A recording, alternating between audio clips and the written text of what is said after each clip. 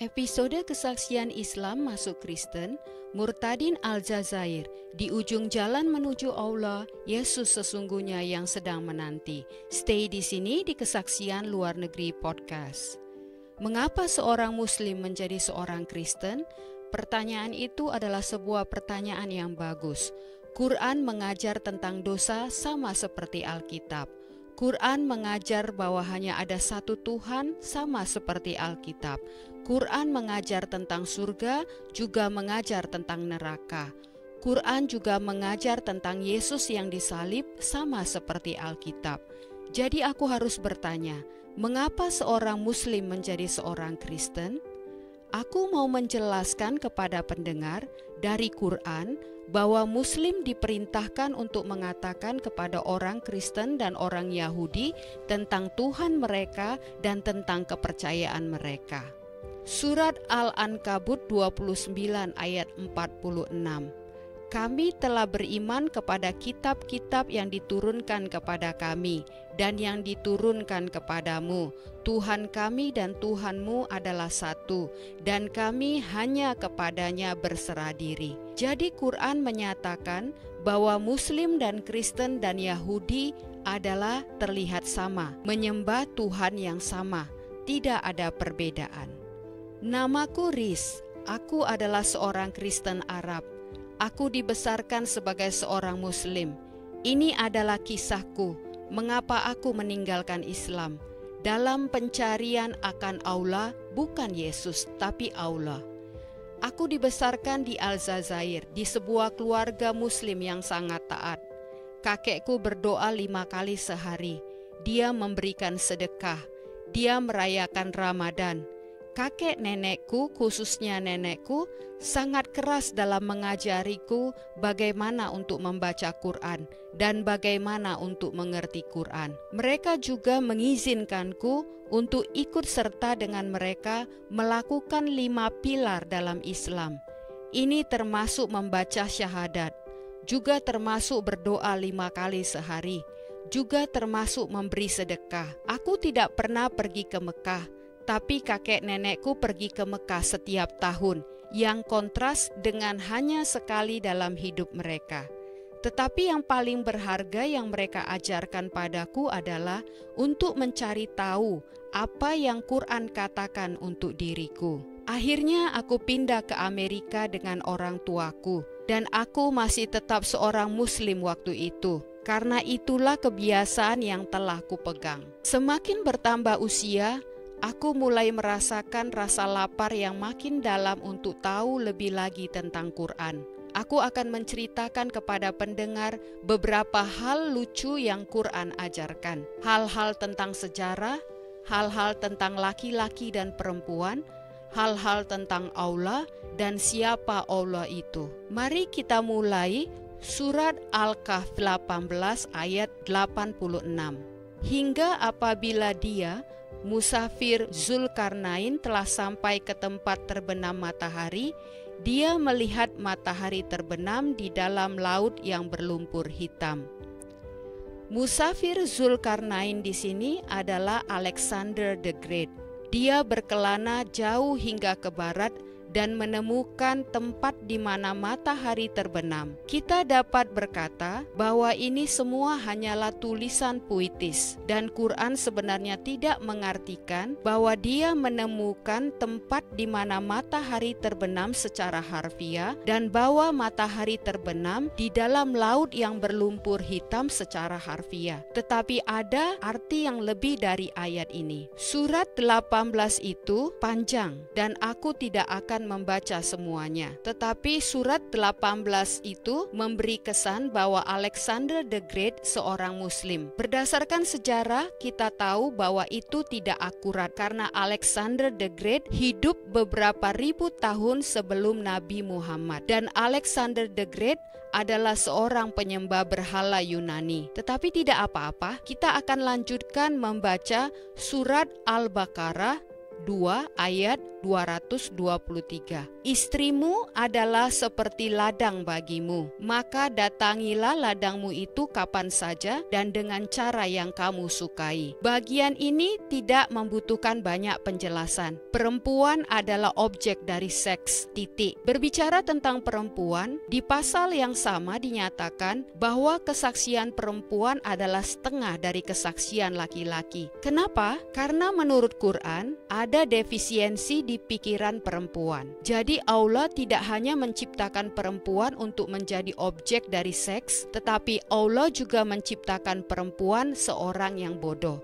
Sekarang di sini yang semakin menarik bahwa keduanya, Quran dan Alkitab, memiliki figur yang paling berpengaruh. Di Quran, figur itu Nabi Muhammad, dan di Alkitab, figur itu Yesus Kristus. Figur-figur yang paling berpengaruh ini bertindak sebagai teladan utama bagaimana pengikut-pengikut mereka harus hidup dan bertindak. Jadi Muhammad adalah teladan utama bagi semua muslim, bagaimana mereka harus berperilaku. Dan kemudian Yesus Kristus adalah teladan utama bagi semua orang Kristen, bagaimana mereka harus berperilaku. Jadi mari kita perhatikan perbedaan di antara kedua figur tersebut. Surat Al-Anfal 8 ayat 12. Kelak akan aku jatuhkan rasa ketakutan ke dalam hati orang-orang kafir. Di sini Allah berbicara kepada Muhammad dan kemudian Allah memberikan Muhammad instruksi. Penggalah kepala mereka dan pancunglah tiap-tiap ujung jari mereka. Surat At-Taubah 9 ayat 5, kembali Allah berbicara kepada Muhammad. Maka bunuhlah orang-orang musyrikin itu di mana saja kamu jumpai mereka, dan tangkaplah mereka, kepunglah mereka, dan intailah di tempat pengintaian. Surat At-Tahrim 66 ayat 9, Allah berbicara kepada Muhammad, hai Nabi, perangilah orang-orang kafir dan orang-orang munafik dan bersikap keraslah terhadap mereka. Terakhir, mari kita perhatikan Sahih Bukhari untuk penjelasan yang cepat. Sahih Bukhari adalah kelanjutan dari Quran yang mencatat lebih ke hal-hal yang Muhammad lakukan. Jadi ini seperti kitab Yohanes dibandingkan dengan Matius, Markus, dan Lukas. Secara keseluruhan kisahnya sama, tetapi kitab Yohanes juga menceritakan detail yang lain tentang hal-hal yang Yesus lakukan yang tidak ditemukan di Matius, Markus, dan Lukas. Tetapi secara keseluruhan kisahnya sama. Sahih Bukhari sama seperti itu ketika dibandingkan dengan Quran. Mari kita perhatikan di sini Sahih Bukhari 52 ayat 44. Seorang laki-laki mendatangi Nabi Allah yaitu Muhammad. Instruksikan aku untuk suatu perbuatan yang sama dengan jihad dalam memperoleh pahala.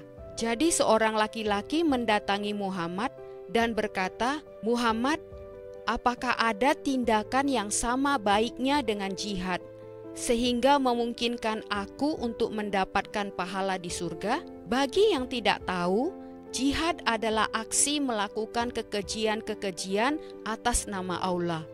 Jihad umumnya disebut sebagai perang suci oleh para muslim. Tetapi tindakan dari jihad artinya melakukan kekejian-kekejian atas nama Allah, dengan harapan untuk mendapatkan pahala di surga. Mari kita perhatikan jawaban Muhammad. Di surat yang sama, Muhammad menjawab, aku tidak menemukan suatu perbuatan yang setara dengan jihad. Jadi pencapaian terbesar yang seseorang dapat capai sebagai seorang muslim adalah melakukan kekejian-kekejian yang mengerikan atas nama Allah, termasuk memenggal kepala orang, memotong-motong mereka, dan secara umum langsung membunuh orang. Tetapi ada suatu sisi lain dari semua ini yang ditemukan di surat Al-Maidah 5 ayat 68 yang berbunyi, katakanlah, hai ahli kitab, kamu tidak dipandang beragama sedikit pun hingga kamu menegakkan ajaran-ajaran Taurat, Injil, dan yang diturunkan Tuhanmu kepadamu. Menurut ayat ini, Alkitablah yang memiliki otoritas tertinggi atas Quran. Alkitablah yang memvalidasi Quran, sehingga Muslim tidak memiliki dasar untuk berdiri kecuali mereka membaca Taurat dan Injil. Bila itu yang Quran katakan, maka itu yang akan kulakukan sekarang. Aku berusia 19 tahun, sekolah di tingkat 3 perguruan tinggi jurusan biologi.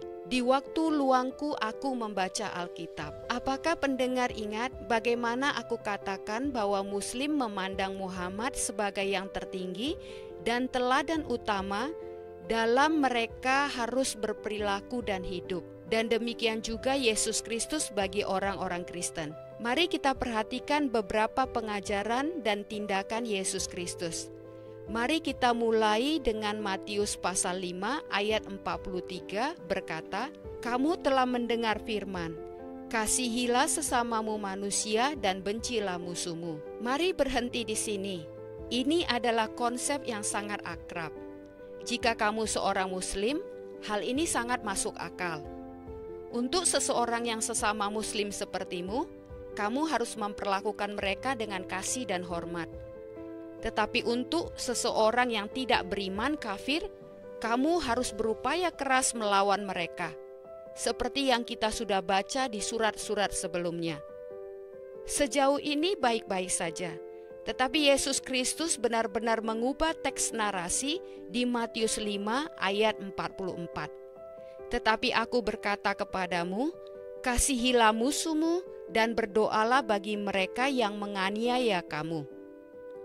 Karena dengan demikianlah kamu menjadi anak-anak Bapamu yang di surga, yang menerbitkan matahari bagi orang yang jahat dan orang yang baik, dan menurunkan hujan bagi orang yang benar dan orang yang tidak benar." Ayat 45. "Apabila kamu mengasihi orang yang mengasihi kamu, apakah upahmu?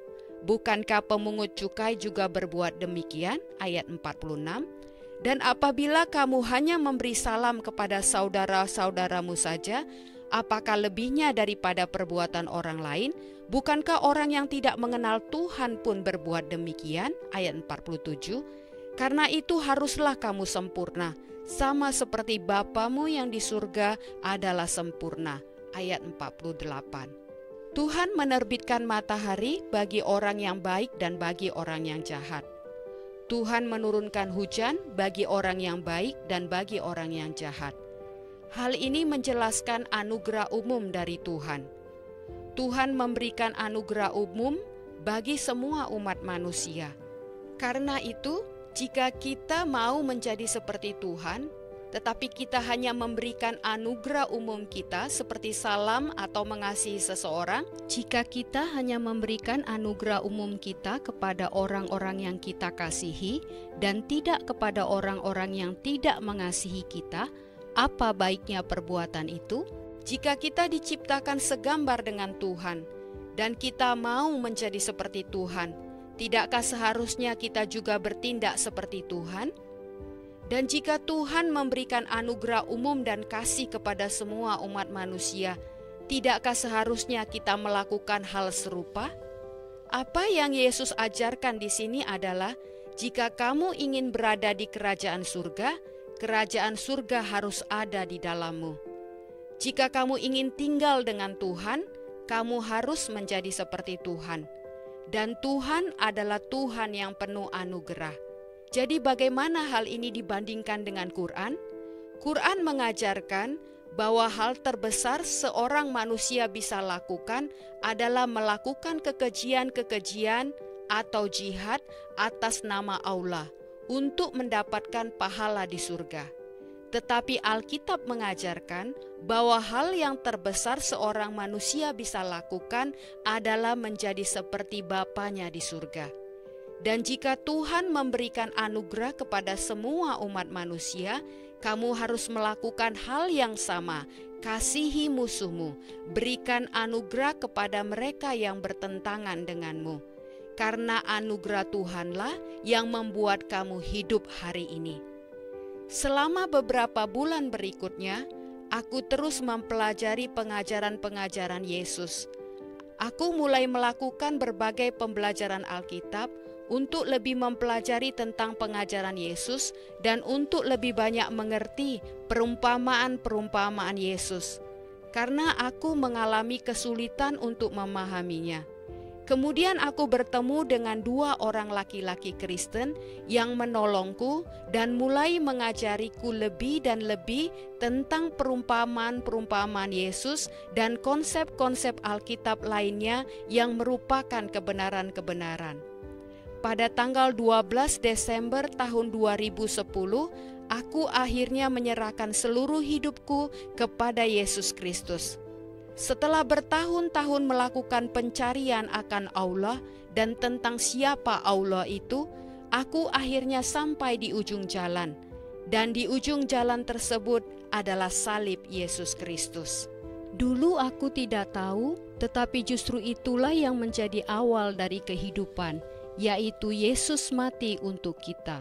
Kedua orang laki-laki muda yang mendidikku menjelaskan kepadaku berbagai ayat tentang baptisan.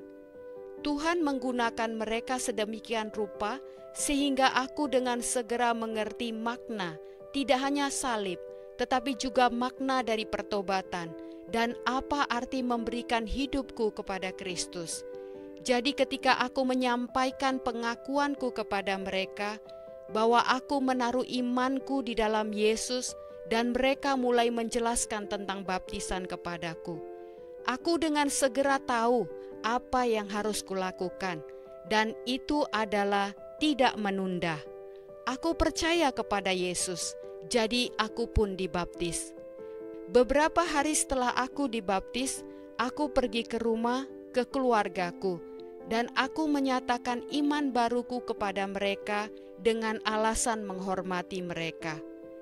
Aku tidak akan menceritakan secara detail tentang apa yang terjadi, tetapi para pendengar dapat menggunakan imajinasi.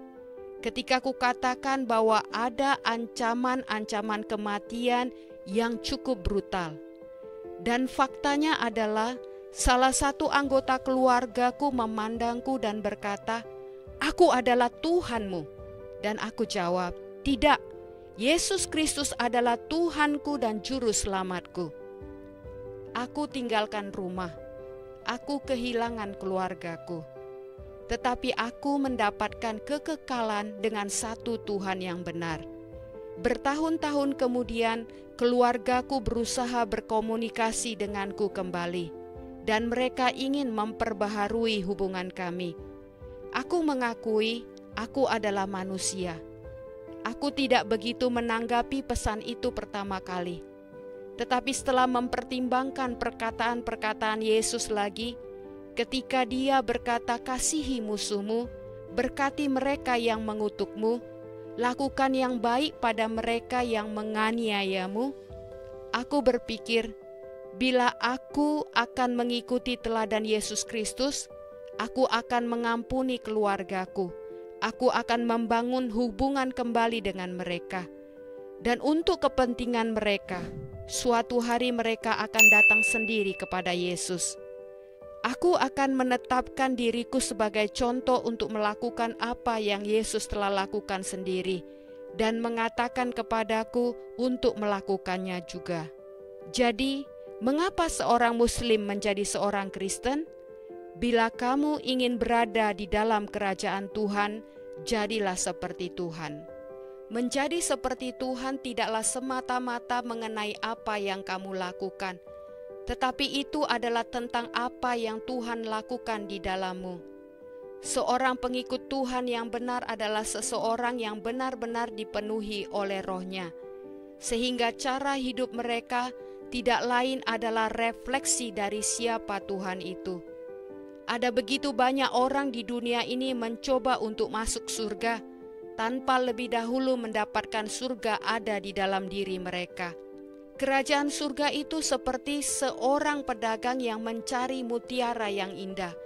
Dan ketika pedagang itu menemukan mutiara yang sangat berharga, dia menjual semua yang dia punya demi untuk membeli satu mutiara itu. Dalam perjalananku mencari Allah, aku menemukan satu mutiara yang tidak ternilai harganya. Mutiara itu adalah Yesus. Dan karena itu, Aku membuang segala sesuatu dari diriku, benar-benar segala sesuatu yang aku tahu dan segala sesuatu yang aku punya, supaya dapat memiliki satu mutiara, yaitu Yesus Kristus. Puji Tuhan. Dukung pelayanan channel ini dengan subscribe dan share ke teman-teman sanak saudara. Sampai bertemu di episode berikutnya. Tuhan Yesus selalu memberkati. Amin.